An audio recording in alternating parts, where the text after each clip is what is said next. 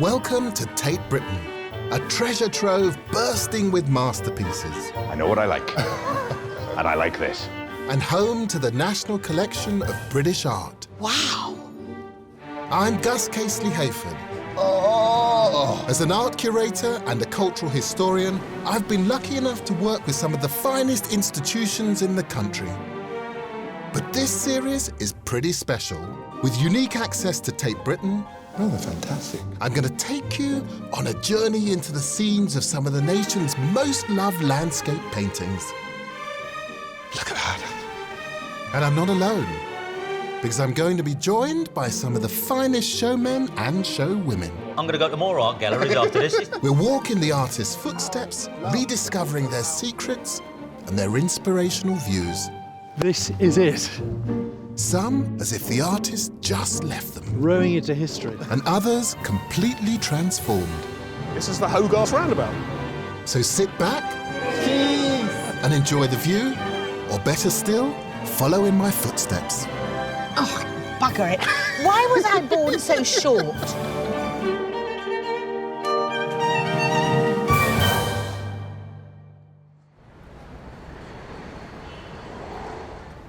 There's only one artist at Tate with a whole wing dedicated to their work, and that's JMW Turner.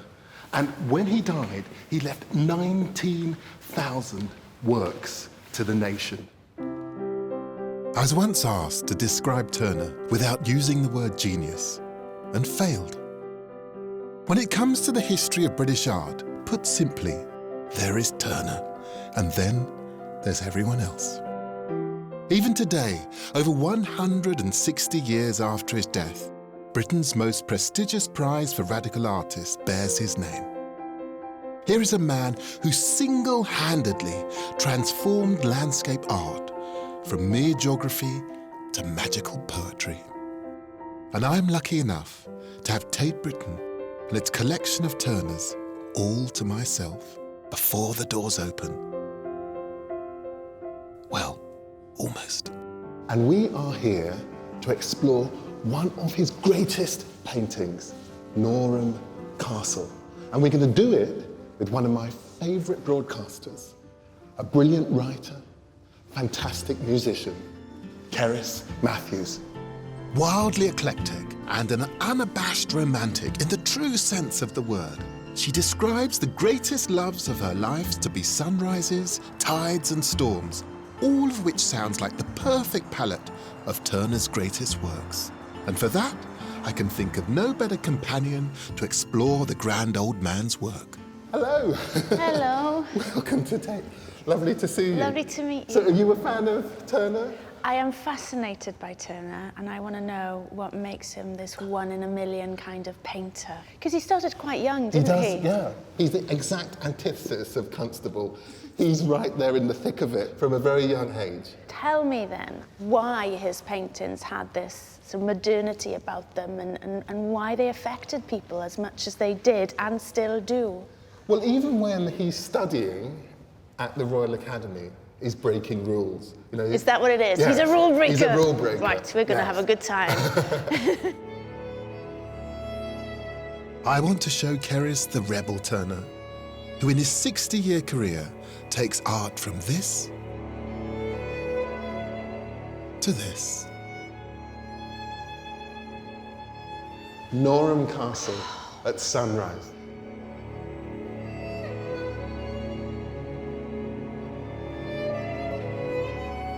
It's one of the most important paintings, I think, anywhere in any collection. I'm going to have to just appreciate it from here first. Goodness. That could be a window. There's so much light pouring out of his painting. Turner is known as the painter of light, and Norham Castle Sunrise is, I believe, his absolute masterpiece.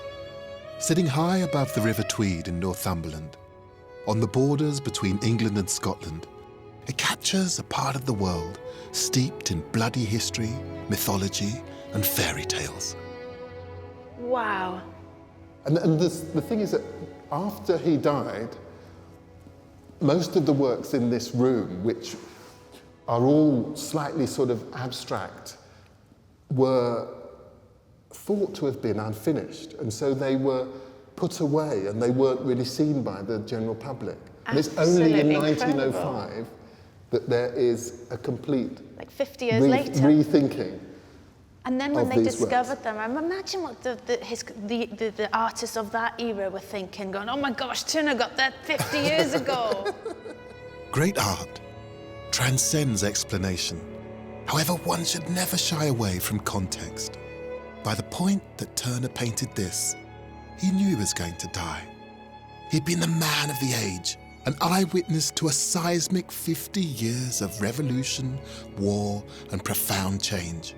He didn't believe in God, and I think this is his deathbed confessional, his attempt to make sense of it all.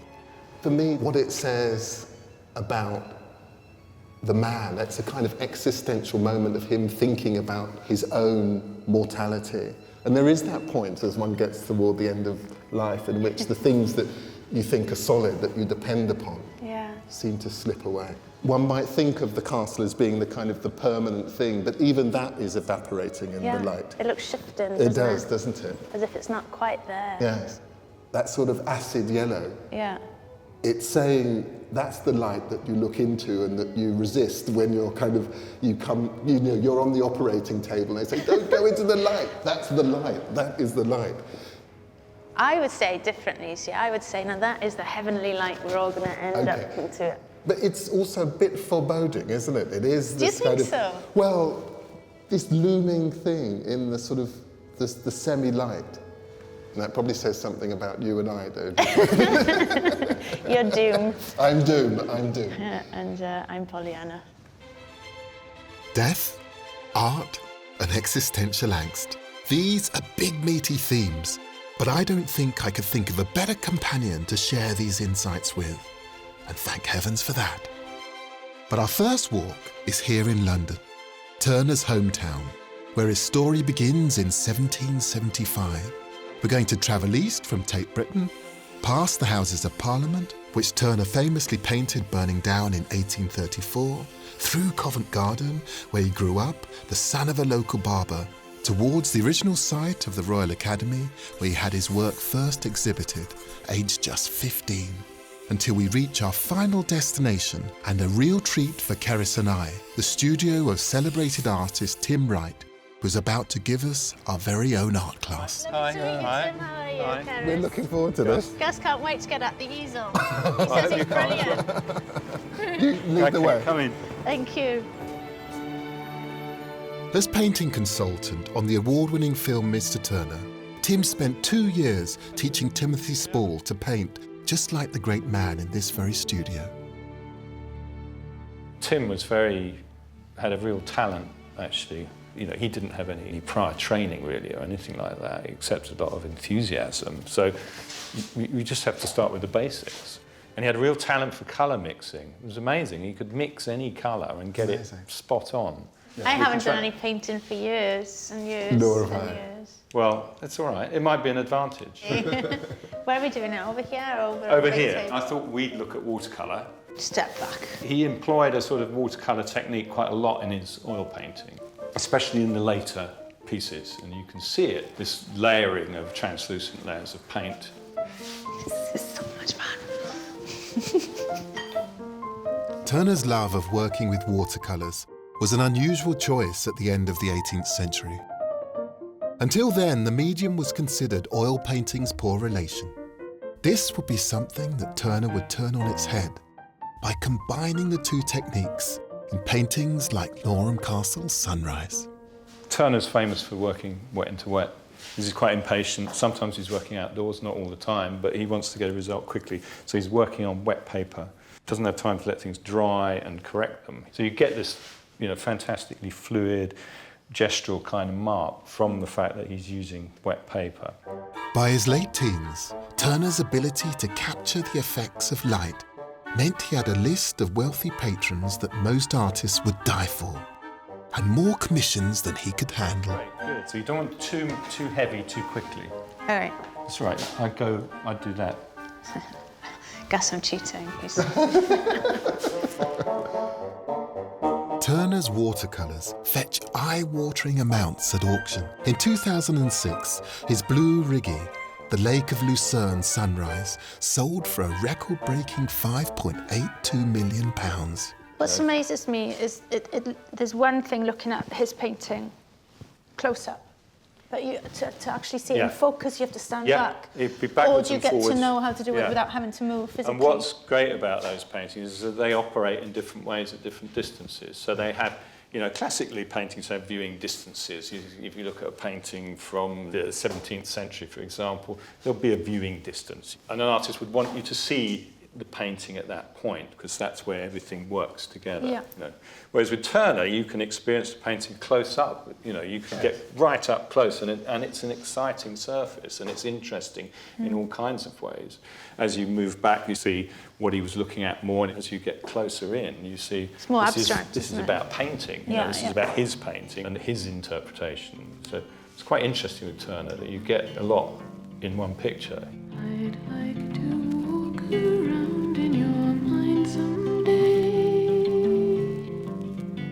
Not putting you off on that. I can imagine you at school. You were that girl that, you know, one would gaze across. She's already bloody finished. You know, what on earth is going on? Competitive painting. I'm done with mine. I think I'm happy. I just don't know what I'm doing, and I don't want to just lob I'll tell you this, on. there is a thing we haven't done yet, which is to come in with some of this buttery light. Yellow. Yeah? Sorry, am I arguing with the painter? No, you tell him. Yellow. Yellow. Don't try this at home. I think it's safe to say that Keris and I have some way to go before we can reach the grand man's giddy heights of brilliance. I like your castle, though. Well, I'd like your cow. Which is as good a cue as any to pack up our easels and head north to the Scottish border to tread the landscape of Turner's greatest work. Is JMW Turner's late masterpiece, Norham Castle. For some, it's a delightful painting of a castle. For me, it's a profound meditation on death. And for Keris Matthews, I suspect it's something in between. And that's why I simply adore this man's art. It speaks to everyone, no matter who or where they're from. And that was also the case while he was alive. Forget all those romantic notions of the artist as a penniless, tortured soul. Turner was a self-made man who was fabulously rich by the time he was in his 20s. But as the 19th century and his early 30s approached, his career reached a commercial low. Works like this, Frosty Morning, weren't selling as well as they used to. And that's one of the reasons he created these. This is Turner's rather haughtily titled Liber Studiorum. That's Book of Studies for those of you who didn't learn Latin. It's a collection of prints he started in 1807 with one simple purpose, and that was to fill his own pocket. Unsurprisingly, when you consider his humble beginnings, he really liked money. And Tate Britain curator David Blaney Brown has kindly agreed to show me it. He's always the businessman, Oh, isn't he? absolutely. He's got the angle. He was an incredibly canny businessman. I mean, he was worth about £3 million or more in modern money by the time he died, which was unheard of at the time, particularly coming from quite a modest background, as he did, son of a London barber. To end up in that position was extraordinary, and one of the ways he was able to do that was because he exploited the print market so much. And that's what this body of work is. Absolutely, the Liber yes. Studiorum. Yes. One of the things that's hugely appealing about the man Turner is his absolute confidence in his own brilliance. He was famously scruffy, gruff, and resolutely single with a string of lovers and illegitimate children. Here was a man who uniquely stood apart from the moribund niceties of Victorian society. The royal family never bought a painting or anything by Turner. But why Queen is that? Victoria is supposedly on record as having said that Turner was mad. She had been reliably informed that Turner was mad, and he never really troubled himself about acquiring graceful manners or anything like that. Even though, of course, he had very grand patrons and collectors. That must have been part of the magic, I think, you know, the sheer sort of surprise that somebody who looked and dressed as he did and spoke as he did can create the work that he did. He was always sketching. Whenever he wasn't working in the studio, he was traveling. And of course, when one looks at the variety of these subjects, they could only come from an artist who had traveled. Turner loved to travel, but because of the Napoleonic Wars, he wasn't able to visit Europe for the first part of his life. Until then, he had to content himself with the landscapes of Britain. And that is when he first discovered Norham Castle. So it's time for Cerys and I to head for a landscape as wild as the great man himself. For all the folk tales that originate here, you don't have to believe in fairies and witchcraft to be seduced by the Northumbrian borders. Here is a place where the sun hangs so low, it feels like the magic hour is stretching out indefinitely. It's unbelievable that you can follow in people's footsteps, isn't it?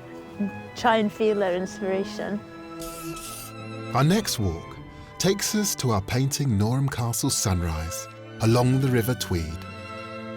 Starting at Ladykirk and Norham Bridge, we'll walk the southern bank of this natural border between England and Scotland, making our way towards Norham Village, after which we'll head to the subject of our painting, Norham Castle, that inspired Turner over 170 years ago. In case you haven't guessed, I love this place. There's a stillness here that belies the bloody history of centuries of conflict between the Scots and the English. I think borders by their very nature are ethereal. Turner would have recognised that, and so does Cerys. Beautiful. Isn't it? And it's mad to think that this is the centre line of so many wars, battles, deaths, blood loss. And rivers across the world are this lifeline, this artery for communities, and yet they signify a border in so many places as well. Yes, yes. Borders really, really, really fascinate me. Yeah. Where does it all begin? Does it begin like rivers between tribes, and then that grows into a country's identity? It becomes a nation. I mean, I am now straddling two countries. This is in Scotland. I'm in Scotland. Yeah, and I'm in England. I'm not sure if I'm ready to cross. You're not sure? Come on.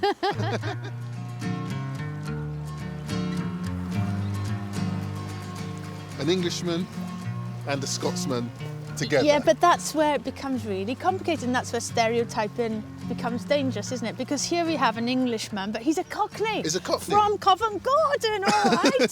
So you'd imagine he might be quite gregarious and outgoing, and not really the stiff upper lip that you associate more with the upper classes. In terms of stereotypes and the English, I guess I am kind of quite sort of Stiff upper lip. uptight. Yes, yes, and I think. Are you uptight? I never dance. Don't you? No, I don't Oh, dance. come on. No. Never. Right. Oh, God, I'm no. going to make you dance by the end of this. Oh, that's a view. I've done this more than once now. Walk to a view from a work of art, and it never ceases to overwhelm you in a rather wonderful way. You didn't warn us about that. That's gorgeous. There's something very ethereal and special about it, haunting. When Turner returned from his first trip here, he got out his watercolours and he painted the castle not once, but twice. And it still wasn't enough.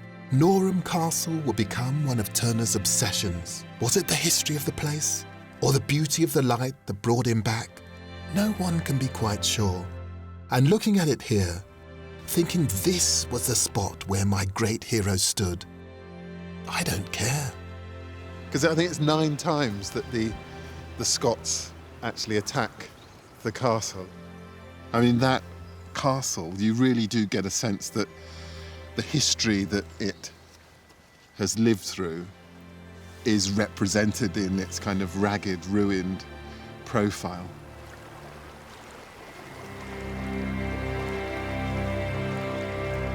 So I'll tell you my other joke then. Okay, you've got there was one this more. bear that went into the pub and he said, "Can I have a pint of..."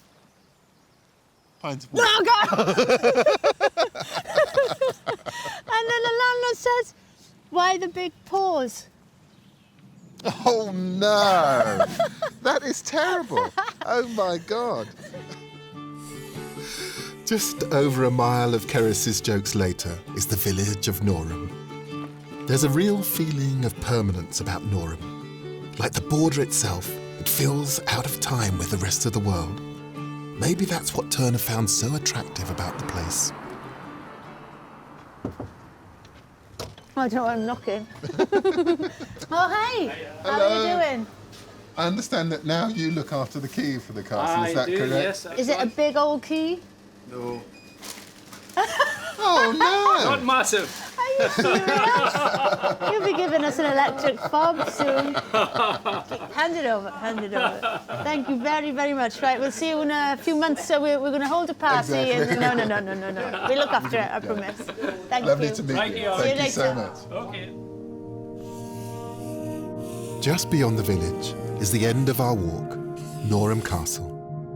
After Turner first painted this scene, his career really took off, so much so that he saw it as a professional talisman. It's predictably called the castle, this street. In 1831, aged 56, 34 years after his very first visit to this area, Turner made his way to this very site. And as he approached, he took off his hat and he bowed to the castle in recognition of the part it had played in his success.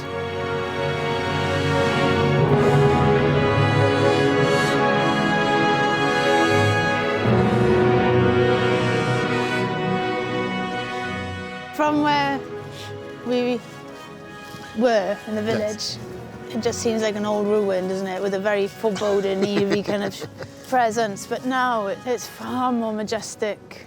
And if you're looking out this way, down the river, and you can get a sense of just how thin that narrow strip is. On one side England, on one side Scotland, the conflict, the battles that have gone on, and it's so peaceful, strangely, isn't it? A roving, a roving. Why did Turner return to this site time and time again? No one can be quite certain. He was far too secretive to leave those breadcrumbs to his character behind. But walking in his footsteps, I think we might, just might, have a sense of how he felt being here. And that's humbled. And that's the man that Keris and I want to explore. Not the self-assured titan of British art, but the surprisingly sensitive friend who rarely showed his true colours. Keris Matthews and I are on the Scottish borders, looking for the hidden Turner in these stunning landscapes he visited on his many travels to the area. Beautiful. Isn't it? By the time he was in his 50s, Turner had been in the limelight for 4 decades. And it's when he's deep in middle age that you see in works like Lake Nemi, a great artist starting to touch on genius. It's such an overpowering word, genius, that it can almost dehumanize the bearer of the title. And Turner doesn't help matters much, as you're often left with the impression that he really didn't like that many people. But we're off to find the less than somewhat humble house of a man he did come to like on a profoundly sensitive level, Sir Walter Scott. Today his historical romances are largely unread because, it's widely agreed, they're mostly unreadable. But back in Turner's day, they were bestsellers. Scott poured his fortune into building himself this fantasy country estate, which he called Abbotsford.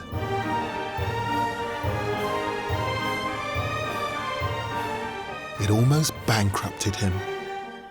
And when Turner arrived here in 1831 and saw it for the first time, he couldn't help but reach for his pencil. This endless thirst for knowledge, but just grabbing everything. Now, I would live in a library like this. This is what I would have. Welcome to my library, guys. He's got that hipster moustache. All the rage now. I love the idea of these wet gloves because you're going to show us something special. Indeed, indeed. It's always a sign that treasure is on the table. Archivist Kirsty is showing us how the business deal between two of the great celebrities of the age forged a surprising but deep friendship in a very short period of time. So what are we looking at here? This project is to involve Turner in illustrations for a kind of magnum opus edition of all Scott's poetry. Persuaded by his publisher that having Turner on board would more than double sales, Scott reluctantly invited Turner to his home. And with roughly £50,000 in today's money on the table, Turner agreed. Turner eventually does turn up in August, but he turns up in a sort of surprise, a whirlwind at 8 o'clock in the evening, disrupting dinner, which is never what, nobody disrupts dinner in my house. They were odd bedfellows, really. Turner, taciturn, and by all accounts quite often drunk, and Scott, a proud host, forced to retire earlier and earlier in the evenings due to his failing health. Okay, so what we've got here are 2 of the 12 illustrations, the watercolour illustrations that Turner did for that series of poetical works. Abbotsford itself here. It's got echoes of Norham Castle, doesn't it? Indeed. With the livestock in the front giving perspective. He's not someone who gets on with many people in the way that he seems to with Scott. As they were journeying out in the landscape and enjoying the borders, legends and stories that Scott was telling them, I think he sees a new side to Turner. He's been charmed. Yes, he's been charmed and enchanted. Yes. And as part of their research, and despite his ill health, Scott insisted on taking Turner to sketch the places that inspired his literary works. So we're heading out into the landscape that reignited Turner's passion for this mysterious border region that's all at once eerie and ethereal. Walk 3 sets off through Abbotsford's magical grounds, taking us to the River Tweed. We'll walk its banks before returning through woods to the house's main gate. Right, skinny dip. I just love the idea that we are now walking in their footsteps, that perhaps they would, on a lovely early evening like this, be wandering along the River Tweed, philosophising. By the time he came to Abbotsford, Turner was well known for his emotional representations of water. And he had a particular soft spot for rivers. And when he wasn't sketching them from the bank, he was fishing, a pastime he shared with Sir Walter Scott. I think that's the beauty of getting older, is understanding those people that make you understand more of the world and enjoying spending time in their company. Yes. You know, this time is precious. I've come to a point now where I reckon I'm cruising in middle age, and there's a certain window that one has at this point where you've still got your body working to a certain degree. So there is a certain value to the time left. Yes. So in all the noise of daily life, with all our beautiful gadgets and all the clamour of silliness and celebrity and Instagram and Snapchat and all the rest of it, just remind yourself that this is an incredible privilege to be here, just for the transient amount of time that we can be here. And with your music, are there things that you would like to do? I mean, do you have particular goals that you... I know what I'd like to do. I'd like to sit in the piano in that house with a burning fire and a nice glass of Bordeaux and sing a song that somebody sung a couple of hundred of years ago. That sounds nice. And see how that sounds.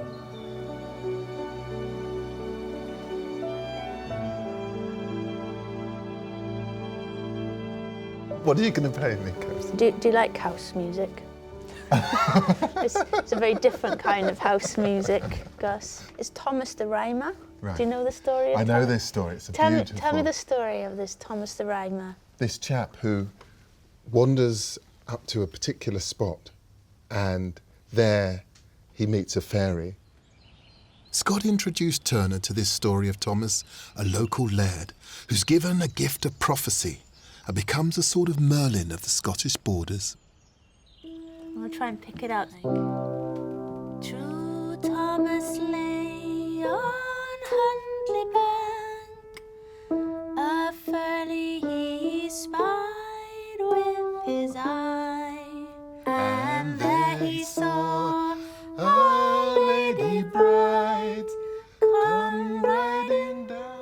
Everyone should have a magical moment on the borders. Singing with Cerys Matthews in furry slippers in Sir Walter Scott's house. That's mine. Take a look at this. San Bernardetto looking towards Fusina. One of the things that makes Turner such a great artist for me is the way he responds to light. Throughout his life, he regularly got up before dawn to see the sunrise, so I thought I'd join him. And with views like this, for once in my life, I'm glad to be up so early. And I've left Cerys back at the hotel in bed, and I'm retracing footsteps of Turner. Walking to one of the places that had the greatest impact on Turner of his whole tour. Starting at Sandyknowe Farm, once owned by Scott's grandparents. I'll follow the route Turner took with the increasingly frail Scott towards the medieval Smailholm Tower.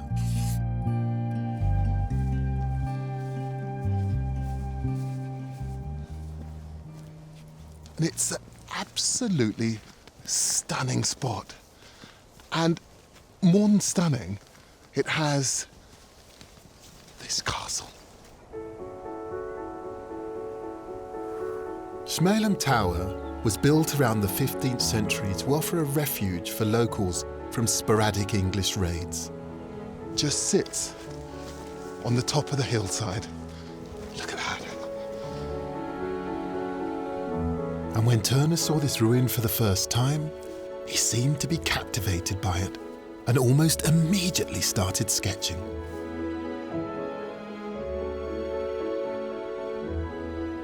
The day he spent here at Smailholm was the one Turner enjoyed the most of his whole trip. In the summer of 1831, Turner comes out here to be with his great friend Walter Scott one final time. You get a sense that he knows that he's dying, and he captures him just here, ambling up the path towards Smailholm Tower. And it's a beautiful, intimate little image. It tells you something about how much Turner loves this man who is the Lion of Scotland, but somehow looks so frail. It's about solidity, but it's also about vulnerability. It's a beautiful thing. And based on this, he painted a very special watercolour for Scott as a thank you. And Turner, as this robust, tough artist, you have the feeling that this was a relationship that really mattered. Just months later, in September 1832, Scott died at Abbotsford. So, Turner wasn't immune to friendship, and my next destination shows he wasn't immune to affairs of the heart either. And these connections inspired him to create masterpieces that were as different in the art world of the time as he was. My Turner trail has taken me the length of the country, from the Scottish borders to the Kent coast. But was Britain's greatest painter as arrogant, abrasive, and avaricious as his press suggests? On my final walk, I've come to a pivotal place for Turner. I'm going back to the very beginning of his story, Margate. Even when judged by the standard of the time in which he lived, Turner had a tough childhood. When he was just 11 years old, Turner was sent to live with relatives in Margate due to his mother's failing mental health. In the bosom of his family, his extended family, that he begins to find himself. He begins to discover a kind of happiness that he would try to, in some way, revisit throughout his life.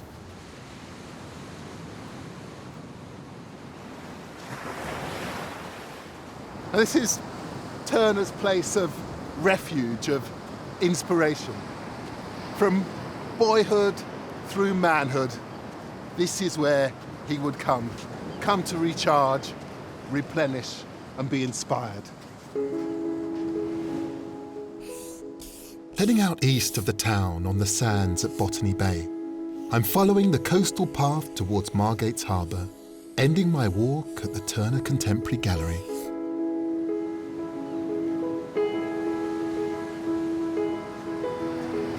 And there's nothing like the British seaside on a winter's day. That sense of freshness, the wind, the elements, the rawness. And I feel pretty sure that's what attracted Turner here. Turner was undeniably a force of nature. It brings to mind the apocryphal tale of Turner tying himself to a mast of a ship during a snowstorm for 4 whole hours just to create this painting. But he was also a child of nature. It's here he first sees the sea as a young boy. From then on, the cliché is true. The sea was his mistress.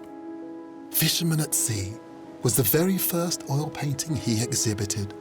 He dedicated a whole section to the sea in his Liber Studiorum. And here, in his largest ever canvas, the Battle of Trafalgar, he captured the glorious death of his hero, Admiral Lord Nelson. His knowledge of the sea comes from these very views. Throughout his life, Turner walked Margate's north-facing beaches in all weathers. He soaks in everything, all the elements, and he gets them down on canvas. Approaching Margate's seafront and the site of the boarding house where Turner famously moved in with its landlady, Mrs. Booth, brings to mind one of his much earlier loves. His school friend's sister. A woman who he absolutely falls for, and he goes away traveling, comes back, and she's married someone else. And he's left utterly devastated. We've all felt that. We've all felt that. And I wonder whether you look into the eye of those huge storms that he paints. You look into the wind that he conjures. And some of that elemental, that fire, is about him never, ever recovering from that loss. Turner only returned to Margate more than 30 years later, and this time, under what he called the loveliest skies in Europe, he met another lovely lady, the landlady of the seaside guest house he stayed in, Mrs. Booth. This shell-shaped structure, an unlikely homage to Turner's Margate mistress. And it's around this point, knocking on 60, that Turner pushed painting to its very limits. It's pretty obvious that one of the reasons that Turner comes back and back and back and back to Margate is the light. It is just exquisite. A lot of people have looked at his work and they've thought, this man, he was the first impressionist. And I utterly, personally disagree with that. If you look at one of those great Monets, Manets, they are exquisite. It's all here, it's all on a single plane. The beauty of Turner is he places you in the canvas. You are there, surrounded by the sea, surrounded by the wind. You can smell the salt.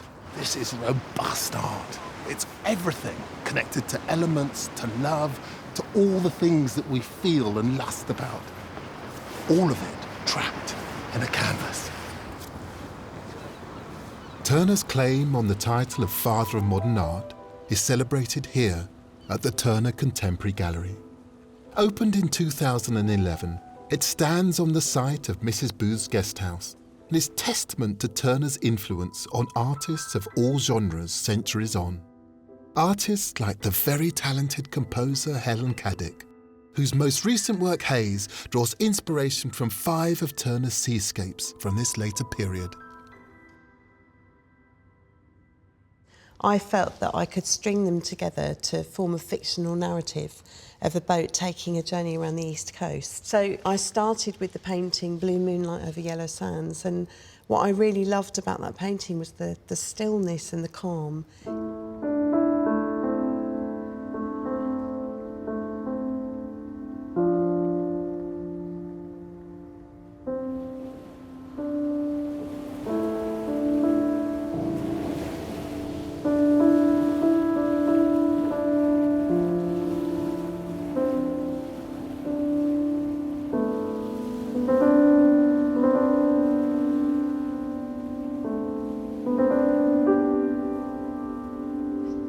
And so it goes on from there.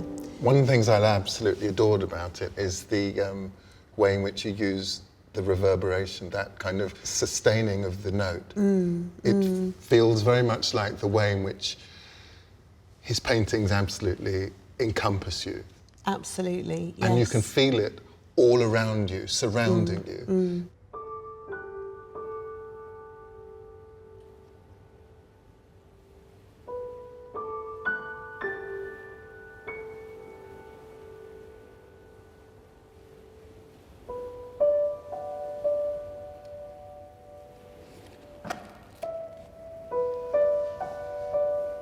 And this builds and builds, and then we have this melody coming.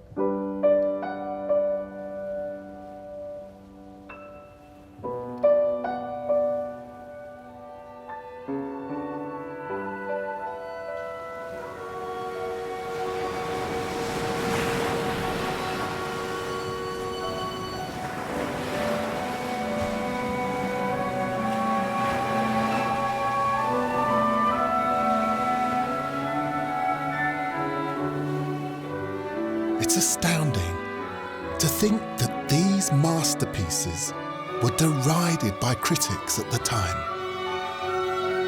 They are utterly unique, just like JMW Turner himself, filled with all the elements of his life and echoes of his previous works. And it's at this moment, aged around 70, that Turner picked up his brushes and oils and painted Norham Castle one last time. This time, not for a patron or for sale, but I think for himself. And the result is dazzling.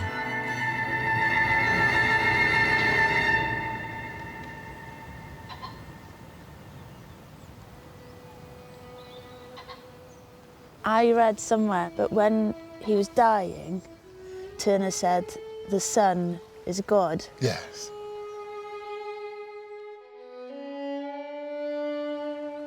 You know, maybe it's me about my age as well, but I look at it and I do see a man facing his final reckoning and coming to terms with it. And it was Scott that said about the death being not the last sleep, but the final awakening. Exactly, exactly. And I guess that's what you've got the narrative going on here. If you're being optimistic. One of Turner's final paintings became his greatest.